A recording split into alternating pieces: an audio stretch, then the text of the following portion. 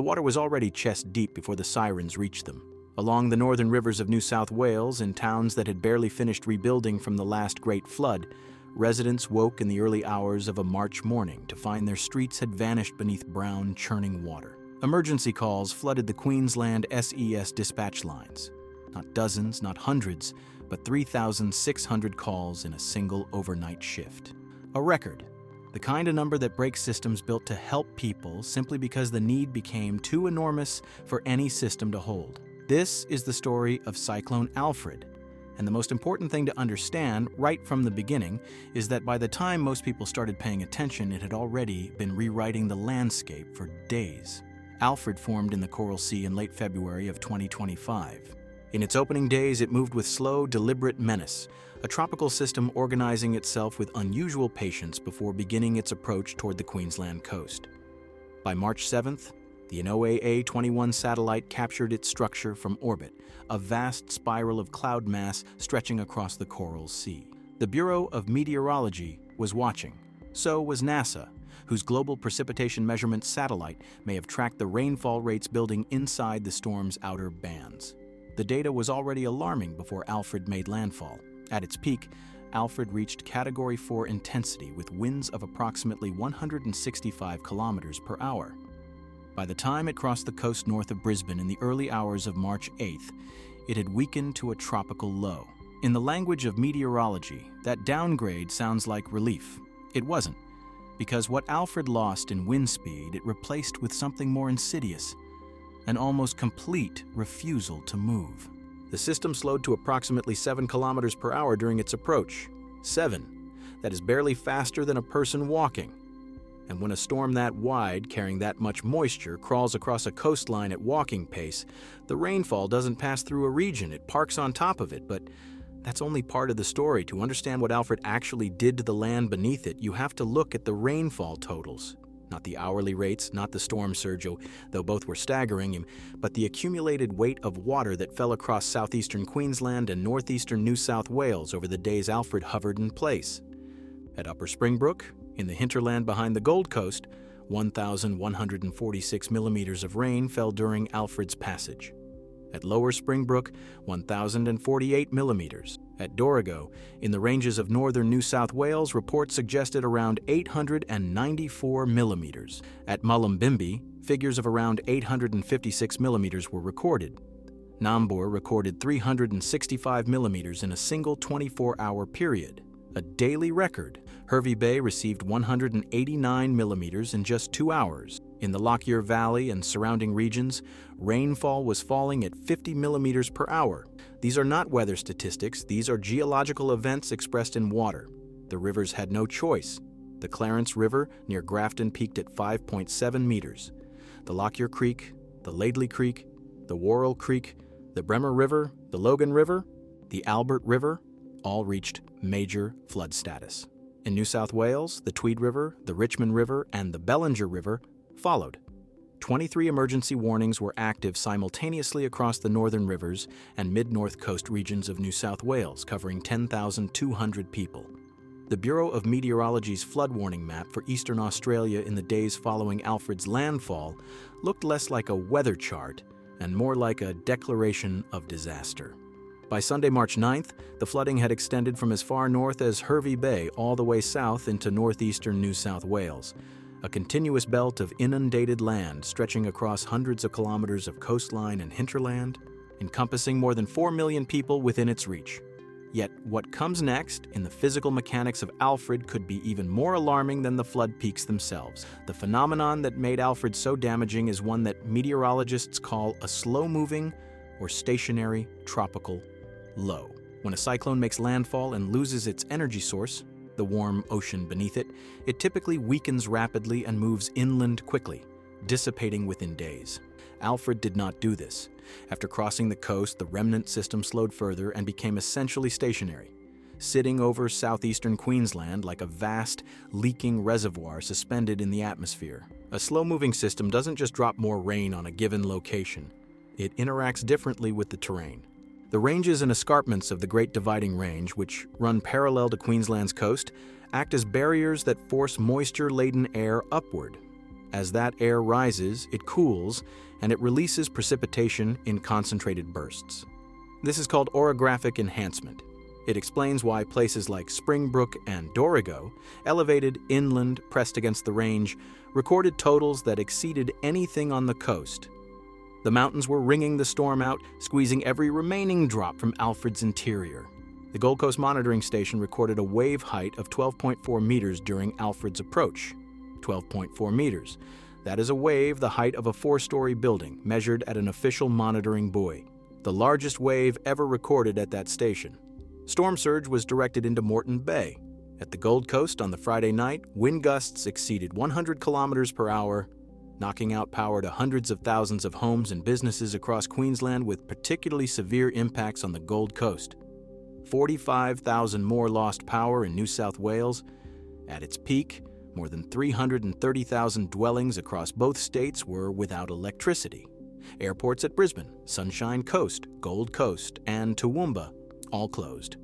Public transport in Brisbane suspended. Nearly 1,000 schools across Queensland and New South Wales shut their doors. 463 state schools in Queensland, 259 independent and Catholic schools, and more than 280 in New South Wales. The Warrego Highway, the primary connector between Brisbane and Toowoomba, was cut.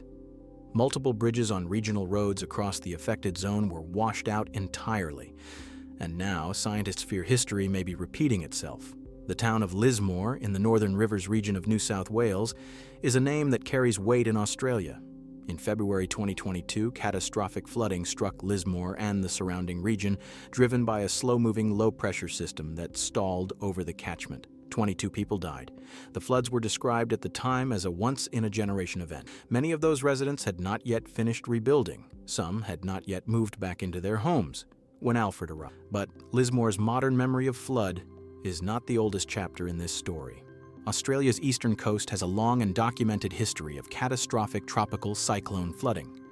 Tropical Cyclone Dinah struck in 1967, causing significant storm surge impacts on Moreton Bay and damage that, adjusted for today's values, would be measured in billions of dollars. The infrastructure destroyed, the communities displaced, the coastline permanently reshaped. It took years to restore what Dinah erased in days. What makes the comparison between Alfred and those earlier storms particularly significant is not just the scale of destruction, but the geography of vulnerability.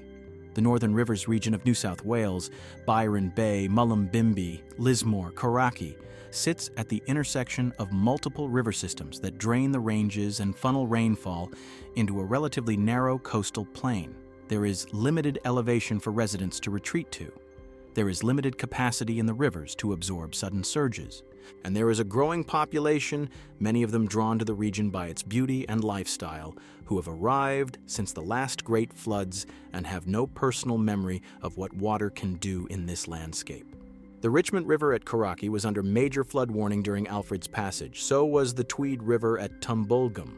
The archival photographs of these rivers in flood, taken after Dinah, after earlier events, show the same scenes that emergency services personnel were witnessing again in March 2025. Homes to the roofline, streets become channels, livestock on elevated ground, people in boats navigating what had been roads. The preliminary financial damage from Alfred was estimated in the billions of Australian dollars, figures that were already acknowledged to be early assessments, expected to rise significantly as assessors reached communities that remained inaccessible due to ongoing flooding and road damage, because what happens next could rewrite the maps. In the immediate aftermath of Alfred's landfall, the danger had not passed. It had simply changed its form. The wind speeds that drove the initial emergency had decreased. But across more than a dozen river systems, water continued to rise, fed not just by direct rainfall, but by runoff, still cascading off saturated mountain catchments. The soil across the region had been completely saturated before Alfred's heaviest rain arrived. There was nowhere for the water to go except into the rivers and into the streets. In Queensland, 12 evacuation centers were operational. Approximately 10,000 people were living in temporary shelters. 1,800 homes were declared uninhabitable.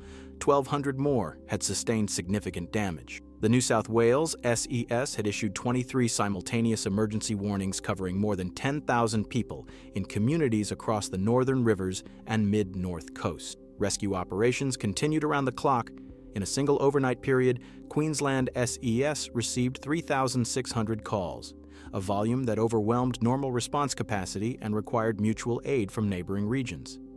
Dozens of people were rescued from flooded vehicles, rooftops, and upper floors of homes that the water had surrounded before they could evacuate. At least one person lost their life, a man in the Dorrigo area of New South Wales, found deceased after going missing during the flood event. Additional fatalities were reported in connection with vehicles swept through floodwaters. The Bureau of Meteorology, meanwhile, had not closed its flood warning maps. Moderate flood warnings remained active for the Barron River and Russell River in far north Queensland into the days following landfall. Minor flood warnings were active along the Brisbane River downstream of Wivenhoe Dam.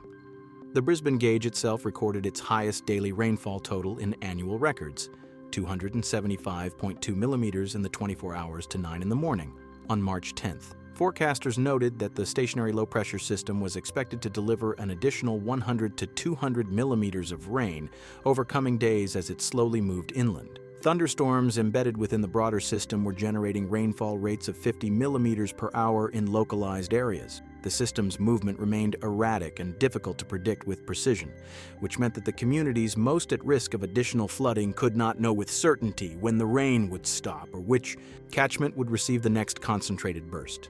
There is a specific kind of exhaustion that sets in for emergency management personnel and residents alike when a disaster refuses to end. It is different from the sharp terror of a storm's peak.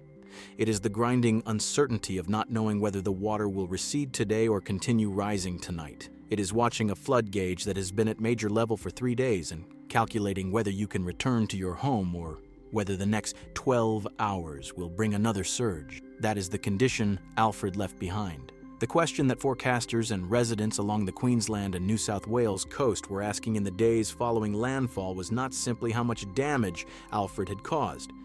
It was what the system would do next and whether the ground, already saturated beyond capacity, could withstand anything more. The Bureau of Meteorology noted a low probability, approximately 20%, of the system temporarily re-intensifying. Even without re-intensification, a slow-moving tropical remnant carrying the moisture capacity Alfred had accumulated over the Coral Sea does not simply disappear. It transfers its energy into the landscape, into rivers, into catchments, into the water table of a region already at its limit. Scientists who study Eastern Australia's flood history have noted that the conditions which produce the worst outcomes are rarely the result of the peak intensity at landfall alone. They are the result of duration, saturation, and the compounding of one system upon the residual damage of previous events. Alfred struck a coastline still marked by the scars of the catastrophic 2022 Northern Rivers floods. It struck communities still holding insurance claims, still running on temporary repairs, still waiting for funding that had been announced but not yet delivered. The rivers in this region do not forget. Their catchments carry the memory of every flood, in the sediment layers of their banks, in the elevation markers on the flood poles, in the water lines left high on the walls of homes that were cleaned out, repainted, and slowly filled with furniture again. What made Alfred exceptional was not one single measurement. It was the convergence of an unusual number of damaging factors simultaneously: extreme rainfall totals in multiple catchments, a record wave height never before observed at the Gold Coast monitoring station, a storm that refused to accelerate inland and instead compressed days of rain into terrain that had no remaining capacity to absorb it. What experts cannot tell you yet, with certainty, is whether Alfred represents the outer edge of what this coastline should prepare for, or whether it sits somewhere within the expected range of severe tropical systems for this region. The climate record for southeastern Queensland is long enough to contain genuinely catastrophic events. It is not long enough, in the context of changing ocean temperatures and atmospheric moisture loading, to define with confidence what the new ceiling might be. That uncertainty is not a failure of science. It is science being honest about the limits of what is currently known. What is known and can be stated without qualification is this: more than 4 million people live in the zone Alfred crossed. 330,000 of them lost power. 10,000 of them lost their homes, at least temporarily. 1,000 schools closed. Multiple bridges washed away. The SES answered 3,600 calls in a single night, and as of the days immediately following landfall, the rain was still falling. The earth beneath southeastern Queensland and northeastern New South Wales is carrying more water than it knows what to do with. The rivers are still high. The gauges are still being watched. The evacuation centers are still occupied. Alfred has moved on, but the water it left behind has not finished moving yet,